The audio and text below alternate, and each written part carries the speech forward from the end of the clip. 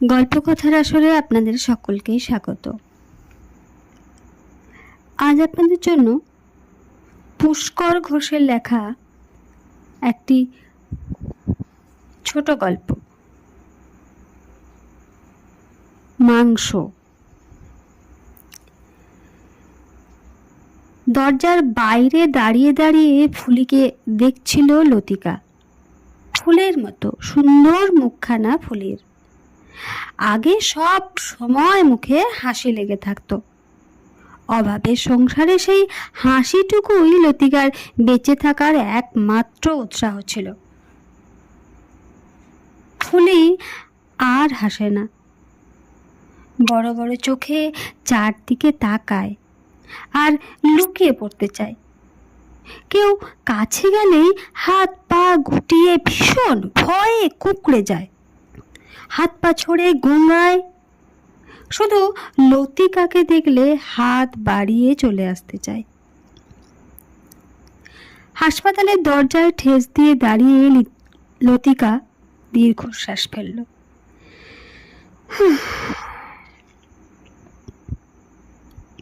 এই নিয়ে কতবার যে ফুলিকে ভর্তি করতে হলো। মাঝে তো ভালোই হয়ে গিয়েছিল, আবার কখন কি হয় লতিকা বুঝতে পারে না। এই যে ফুলির মা, যাও ভিতরে যাও, দেখে এসো। নার্স দিদিমণি খ্যানখ্যানে গলায় ডাকতেই লতিকার চটক ভাঙল।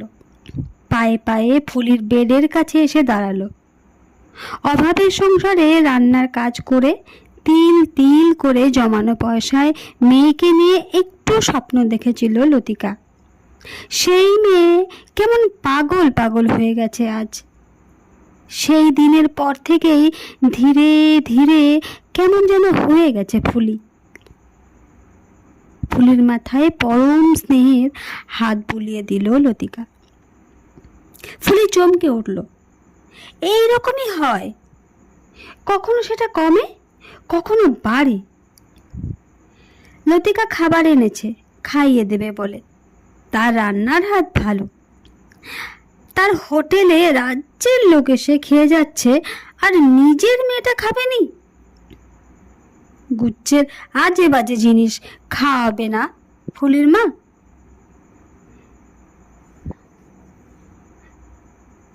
টেবিল থেকে নার্স দিদিমণির কড়া নজর। লতিকা মৃদু গলায় বলল, সব বাড়ির রান্না দিদি, এখনো তো ঠিক হয়নি। সেদিন ওয়ার্ড বয়কে দেখে কি লাভঝাপ, ধরতে আসছে করে পালিয়ে যায় আর কি। ওই জন্যই তো বেঁধে রাখতে হয়েছে। জানে লতিকা, সেদিনের সেই ঘটনার পর থেকে ভয়টা ফুলিকে জাপটে ধরে আছে। না হলে আগে তো মেয়ে হাসি খুশিই ছিল, অস্বাভাবিকতা তো কিছু ছিল না। পরম স্নেহে ফুলির মাথায় হাত বুলিয়ে দেয় লতিকা। গজ ব্যান্ডেজে পাকানো দড়ি, খাটের সঙ্গে বাঁধা হাত পা দেখে আগে চোখে জল আসতো। 1 বছর পর এখন অভ্যেস হয়ে গেছে। হাসপাতালের বাইরে আসতেই হাতে ব্যাগের মধ্যে তার মোবাইলটা বেজে উঠল। সস্তার সেকেন্ড হ্যান্ড মোবাইল। বিরক্ত মুখে মোবাইলটা দেখল লতিকা। রাঘব বাবু জানে আজ সে হাসপাতালে আসবে, তাও ফোন করেছে। হোটেল হোটেল করে মরে যাচ্ছে একেবারে। ওই তো ছেলের হোটেল।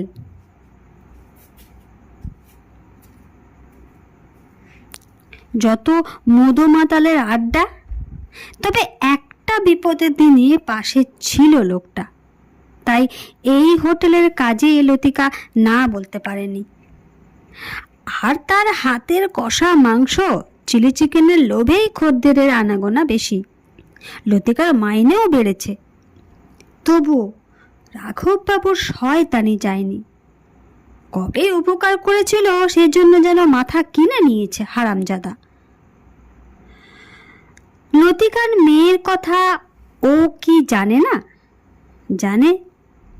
মেয়ের পিছনে খরচ লেগেই থাকে। তবু পয়সার ব্যাপারে ঝোলায়। হ্যালো বলতেই ওপাশ থেকে রাঘববাবু বললেন, বিকেলে তাড়াতাড়ি আসিস। ওষুধ কিনতে এক গাদা টাকা খরচ হয়ে গেল আজ। এ মাসে হাতে কিছুই প্রায় জমা নেই। রাঘববাবুর টেবিলের সামনে অনেকক্ষণ বসে আছে লতিকা। তার আগের মাসের টাকা কিছুটা ঝুলিয়ে রেখেছে লোকটা। বলেছিল এই মাসে একসঙ্গে দিয়ে দেবে, সেটাই চাইতে এসেছে। বাবু বলল, এ তো জ্বালাস কেন বলতো? বলেছি তো দিয়ে দেব।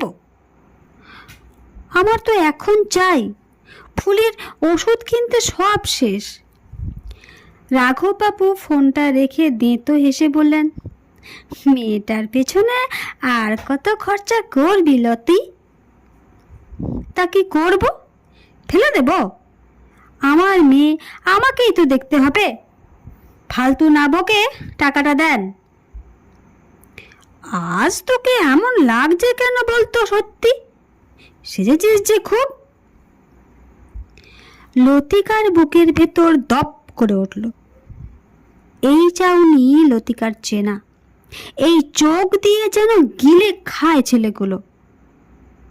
তার ফুলিকেও তো খেয়েছিল। সেসব কথা মনে পড়লেই মাথায় আগুন জ্বলে। লতিকাদের বস্তির কাছে এই বাড়ি ছিল ওই ছেলেটার।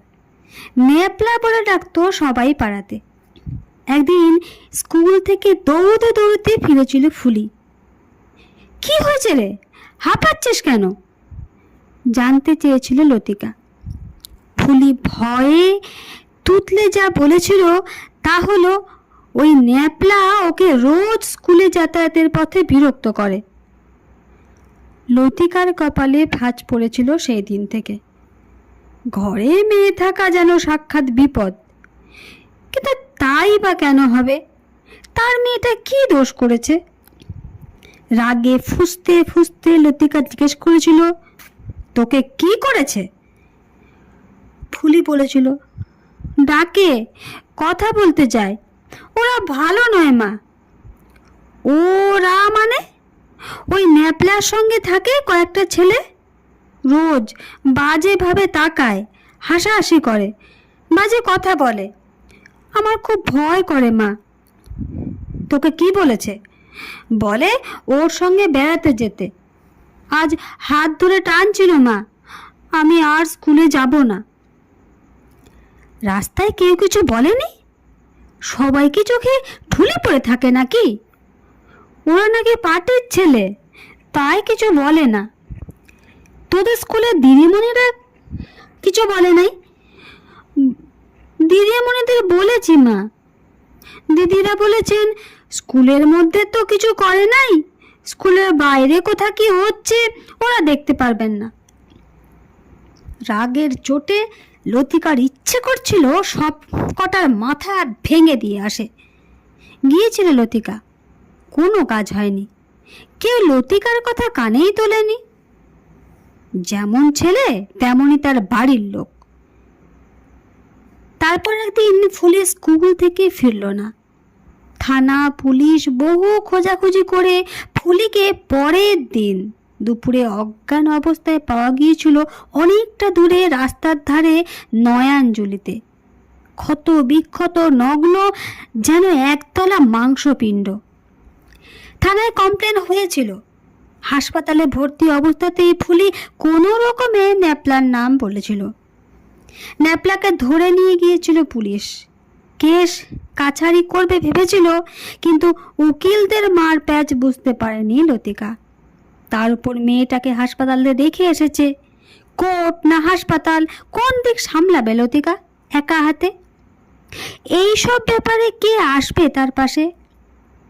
যারা ছিল তারাও একে একে সরে পড়ল। লতিকার মনের ভেতর যখন রাগ ঝলকে ওঠে, মনে হয় খুন করে দেয়। যাকে হাতের কাছে পাবে তাকে, তাতে জেল ফাঁসি যা হয় হবে। ন্যাপলা তাড়াতাড়ি ছাড়া পেয়ে গেল, কিন্তু মেয়েটা পুরোপুরি সুস্থ হলো না। এমনিতে স্বাভাবিক, কিন্তু লোকজন এলে ভয়ে কুঁকড়ে যায় ফুলি। কথা বলে না, মাঝে মাঝেই ভয় পেয়ে যায়, ধরবে ধরবে করতে করতে বাড়ির ভিতরে লুকিয়ে পড়ে। দিশেহারা লতিকা বাধ্য হয়ে পুরনো আস্তানা ছেড়ে উঠে এসেছিল বাইপাসের ধারে। রাঘববাবু না থাকলে জায়গাটা সে পেত না। লোকটা সুবিধের নয়, পার্টির লোকজনের সঙ্গে ওঠা বসা, কিন্তু লতিকা তার হাতের রান্নার জোরে ওর ওই ছিরির হোটেলে কাজ পেয়েছে। কাছে একটা নতুন ঝুপড়ি, তাই রাতের দিকে ও হোটেলের রান্না সে করে দেয়, 2 পয়সায় বেশি আসে। রাতে কয়েকটা ছেলেপুলে আসবে বুঝলি। কুতকুতে চোখে রাঘববাবু বললেন, সব পার্টিরই ছেলে, একটু খাওয়া দাওয়া করবে, দেখিস যেন অসুবিধে না হয়। তা জানে লতিকা, ওই মাংস দিয়ে মদ গিলতেই তো এত দূরে আসা। লতিকা রান্নাঘরের দিকে এগোলো।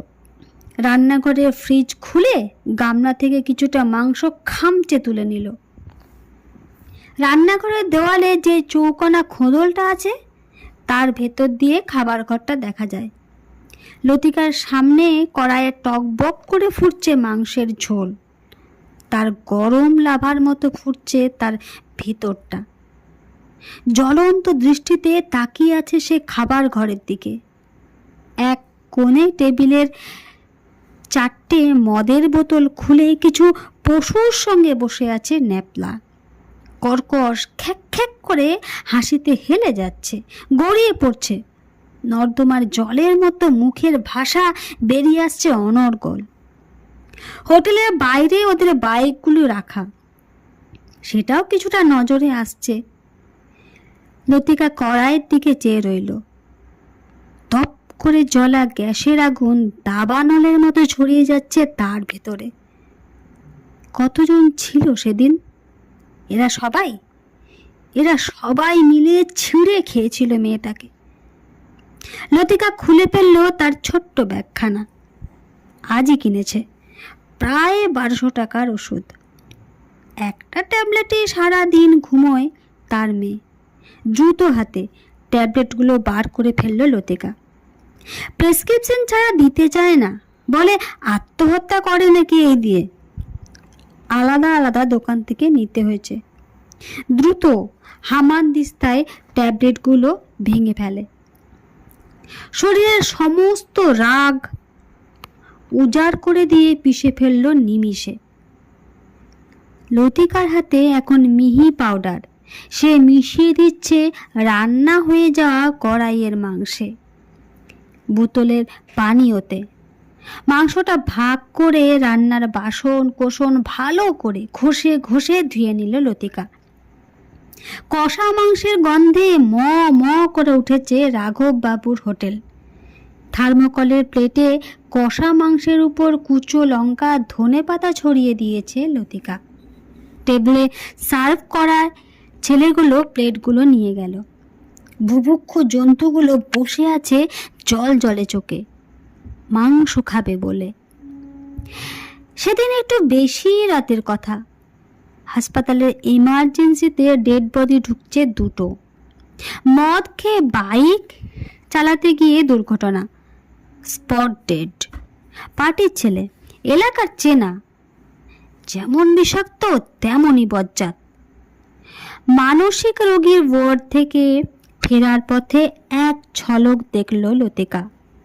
ট্রলির উপর রক্তাক্ত শরীরে দুমড়ে মুচড়ে পড়ে আছে ন্যাপলা, একটা মাংসপিণ্ডের মতোই দেখাচ্ছে।